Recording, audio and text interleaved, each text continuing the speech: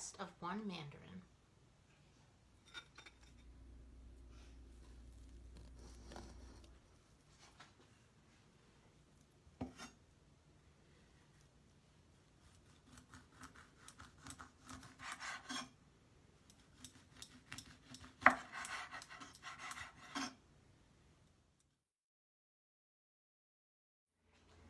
Welcome back to Cooking with MoWino.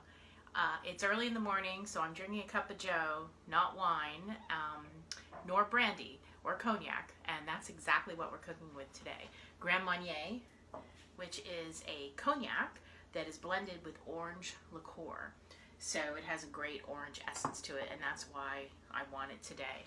We're going to make a variation of my grandmother's Irish whiskey cake, which was a variation of the Bacardi rum cake. And I always remembered this recipe because it was really easy. It was 1 box of yellow cake mix, 1 box of vanilla pudding, and then a half cup each of canola oil, water, and whiskey. So we're going to take that basic recipe and switch it up for an orange cake. And it's going to be yummy. So you've seen all the prep. And now what we're going to do is assemble our orange cake. We have 1 prepared 9-inch round cake pan. And we have our brown sugar, butter, and Grand Marnier pasty sauce, which goes on the bottom layer of the cake, which will then become the top layer of the cake. So this has been simmering away, melted. We're going to pour the whole thing into our cake pan. It's just literally a thin layer that will help keep the oranges in place. So we're just literally going to assemble our oranges around the cake. So we have our prepared now first layer of our orange upside down cake, beautifully arranged. Now the cake mix calls for a larger cake than I want to make. So I now have my cake mix with the lusciousness of Grand Marnier and the pudding mix, etc., and orange zest, which comes to 4 cups. So I'm going to use half of this and see what it looks like.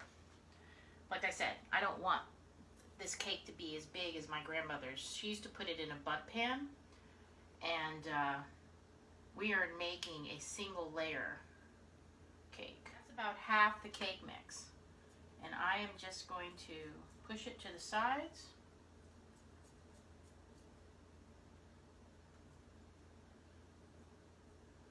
Now normally the box cake mix calls for 2 rounds because they're making a layer cake, but I'm just making this 1 layer. Here we go, and then you always tap your cake once or twice just to get any of the air bubbles out. So I have a healthy 2 cups left. So I'm just going to be a little gluttonous and add maybe another cup. Okay, so now we have it. I am now going to cook this cake according to the box directions for a 9-inch round, even though they have 2 in the oven. And then I'm going to test it. And the way you test it is to take a toothpick, put it in, and if it comes out with raw cake batter, you know you're not done. So this is going to be really, really yummy. Just took the cake out. I cooked it according to the box timing. And I'm just going to put my toothpick in. And sure enough, it comes out clean. Our cake is done and resting and cooling off. At the moment of truth. Put this big plate over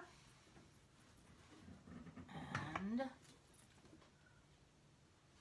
flip just.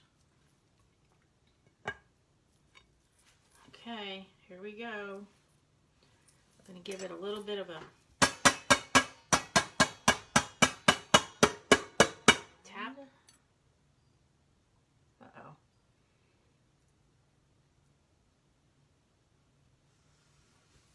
Voila. Success.